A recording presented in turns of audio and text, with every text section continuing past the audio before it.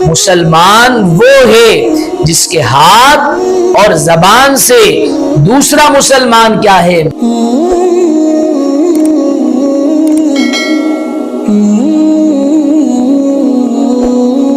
الحمدللہ رب العالمین والصلاة والسلام علی سید الانبیاء والمرسلین اما بعد فاعوذ باللہ من الشیطان الرجیم بسم اللہ الرحمن الرحیم۔ میرے محترم ناظرین، آج ایک نیا موضوع لے کر آپ کی بارگاہ میں حاضر خدمت ہیں۔ سب سے پہلے تمام ہی سامعین کو، ناظرین کو السلام علیکم ورحمۃ اللہ وبرکاتہ۔ آج کا سوال یہ ہے کہ کیا ایک مسلمان دوسرے مسلمان کو شیطان کہہ سکتا ہے؟ یاد رکھیں میرے محترم اور پیارے سامعین کرام، شیطان یہ ابلیس کا ہے، لعین ہے، شیطان یہ مردود ہے۔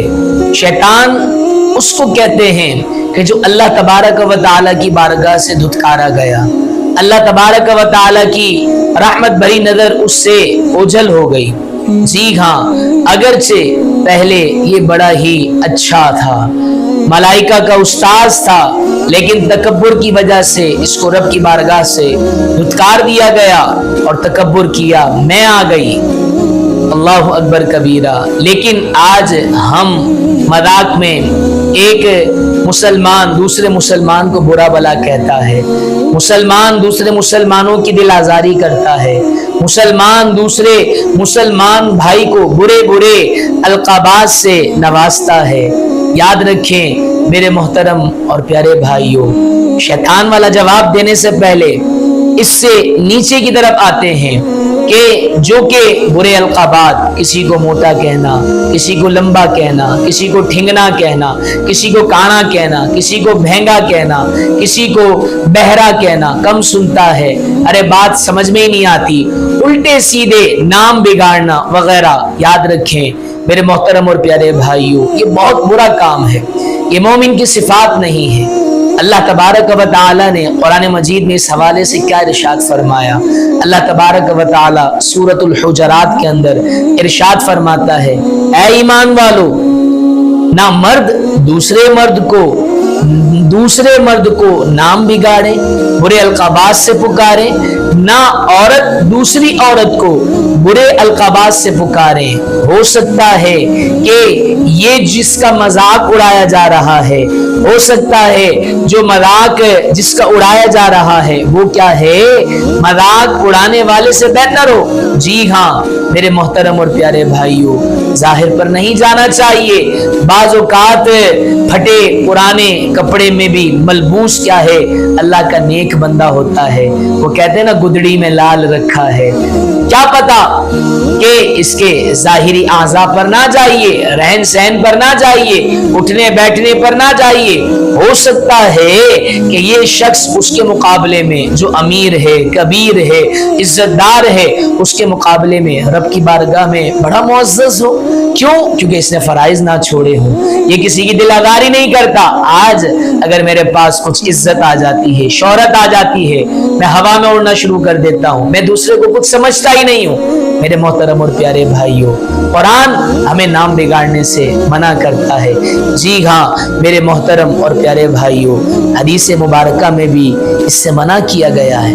اسلام ہر توہین آمیز کلمات سے منع فرماتا ہے، اور توہین آمیز کلمات کی اسلام میں کوئی جگہ نہیں ہے۔ تو یہ نام بگاڑنا کیا کسی کی دل شکنی، کسی کی دل میں خوشی کا سبب ہے؟ نہیں میرے محترم اور پیارے بھائیوں، بلکہ یہ دل آزاری کا سبب ہے۔ اللہ اکبر کبیرہ، اسلام میں اس کی ممانعت ہے۔ اور یاد رکھیں نام بگاڑنا یہ کیا ہے؟ کبیرہ گناہ ہے۔ معافی ضروری ہے، معافی مانگنا ایسے شخص سے کہ جس کا دل دکھایا، جس کی دل آزاری کی، جس کا نام بگاڑا، اس سے معافی مانگنا واجب ہے۔ ہم کیا ہے اللہ کے حضور تو ہم دعا کرتے ہیں یا اللہ معاف کر دے، یا اللہ معاف کر دے، لیکن یاد رکھیے کہ جب تک اللہ تبارک و تعالی بھی معاف نہیں کرے گا، جب تک کہ حق العبد ادا نہ کیا جائے، بندے سے معافی نہ مانگی جائے، اگر ممکن ہو بندے سے معافی مانگیے، معافی مانگنا واجب ہے۔ دل آزاری نہ کیجئے، دل میں خوشی داخل کیجئے۔ جی ہاں، اللہ کے پیارے حبیب صلی اللہ تعالی علیہ وسلم کا فرمان سنیے اور دل کو خوشی سے جھمائیے اور اس پر عمل بھی کیجئے۔ نبی پاک صلی اللہ علیہ وسلم نے ارشاد فرمایا، مسلمان وہ ہے جس کے ہاتھ اور زبان سے دوسرا مسلمان کیا ہے، محفوظ میں رہے، امن میں رہے، مامون رہے، وہ مسلمان ہے، وہ کامل مسلمان ہے۔ ایسا نہیں کہ زبان سے کسی کا دل دکھائیں، زبان سے نام بگاڑیں، زبان سے ایسے القابات کہیں، سامنے تو کیا ہے مجلس میں وہ ہنس رہا ہو۔ یاد رکھیں، ہر ہنستا چہرہ دل سے بھی کیا ہے خوشی ہو، یہ ضروری نہیں ہے۔ اور یاد رکھیں، ہر روتا ہوا چہرہ دل میں بھی کیا ہے رونے والا ہو، ضروری نہیں ہے۔ تو خدارا خوشی کا سامان بنیے، خوشی کا سبب اختیار کیجئے، نہ کہ ایسے معاملات کریں کہ جس سے اللہ تبارک و تعالیٰ کے بندوں کو رنج پہنچے۔ اللہ اکبر کبیرہ۔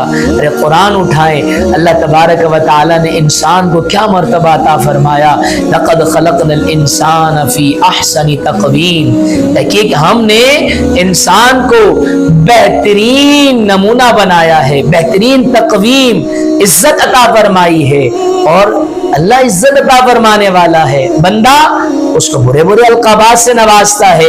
تو خدارا میرے محترم اور پیارے بھائیوں، اللہ کے بندوں کی دل آداری کا سبب نہ بنیے، خوشی کا سبب بنیے۔ دو بول مسکرا کر بولیں گے، کیا پتا خوشی داخل ہو جائے۔ جب اس کے دل میں خوشی داخل ہوگی، وہ دوسروں کے اندر خوشی پھیلائے گا۔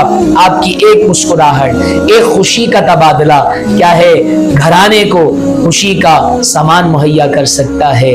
اب چلتے ہیں، بات چلی تھی کہ شیطان انسان کو کہنا، یاد رکھیں میرے محترم اور پیارے بھائیوں، کسی انسان کو شیطان کہنا یہ کیا ہے، بہت سخت گناہ ہے، دل آزاری کا سامان ہے۔ تو خدارا ایسے القابات مذاق میں بھی نہ کہیے جائیں کہ سامنے والا تو ہنسی میں وہ وقت گزار دے، لیکن یاد رکھیں میرے محترم اور پیارے بھائیوں، تو زبان کے زخم ہوتے ہیں نا، یہ بہت دیر پا رہتے ہیں، یہ دائمی رہتے ہیں۔